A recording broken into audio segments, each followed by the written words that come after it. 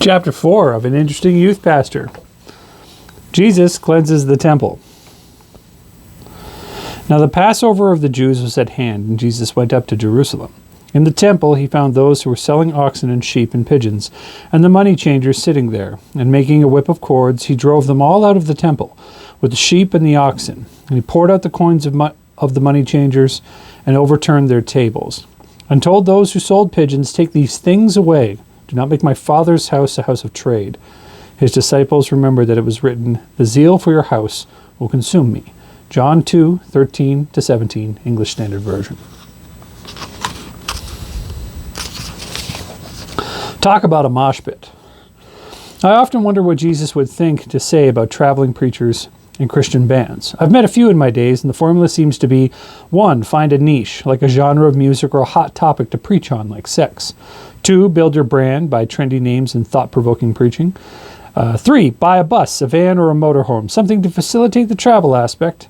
4. Sell your wares, anything from t-shirts, books, CDs, tracts, posters, stationery. Just make it cheap and sell it reasonably quick so the bus can move and the brand can found its niche.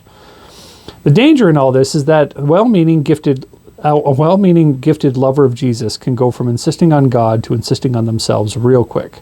You see, I don't think Jesus was mad at the money or the sheep or the oxen, even the pigeons. It wasn't like they didn't already belong to him anyway. The temple was just a nicely packaged system of giving God what was already God's, what already belonged to himself. Yet instead of insisting on the fact of God's supreme ownership of creation, they insisted on their system. It was their insisting on their sheep instead of the people's sheep, their pigeons, oxen, money instead of people's. But sacrifices should never be affordable, right? We were bought with a price, not a tip or a donation. Can you imagine what Youth Pastor Jesus would do to a popular Christian music? How could you make music that sells and appeals to a largest target audience when Jesus would rush the stage at your concerts, thrashing because of the band's premeditated sales pitch mixed with his gospel?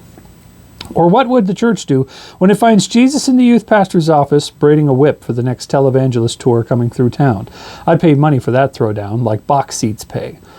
What if skateboard bandit Billy brought his dad to meet Jesus, the dad who sits on the elders board, and what do they find but Jesus listening to dubstep and braiding paracord to a broom handle?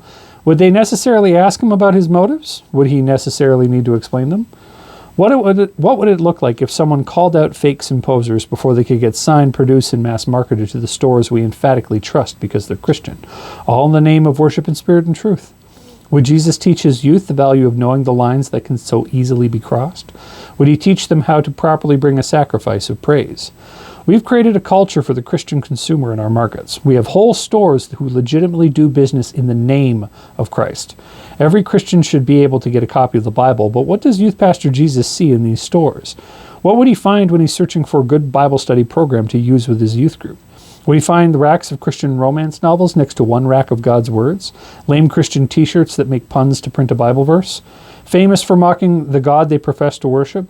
There are literally shirts sold that say, "I hang out with Jesus," and quote Galatians 2:20. Look that one up and ask yourself, is the thought of your loving Savior dying on a cross equitable to what teens do at the mall? I think Jesus chose a whip for a reason, because whips are used to discipline. A lash across our backsides are stubborn and obstinate beasts, reminds us where we tread, where our master would have us not. I think that Jesus' whip would be cracked in a lot in our churches these days. For every purpose-driven plot, every 10 steps for 7 different reasons, every young and old person's battle, fight, prayer, or plan to take a worshipful idea of a believer and turn it into a gold cow for profit margin. Every pitch that curves away from the pitcher who makes our cups overflow. I think if Jesus were a youth pastor, not just anyone would be able to pedal Christian-ish bike in his neighborhood, let alone to his church. The best part of this whiplash would be his library. I have been a geek pastor who drools over first edition printings of Spurgeon's sermons, and while Jesus is the focus of the good book, his opinions would hold serious sway in the church. Jesus had favorites, remember, disciples like John whom he loved, disciples he trusted with the care of his mother while he hung from a Roman cross. Where would their contemporaries be? In self-help shelves or bargain bins? What would Jesus read or promote? We would likely never know.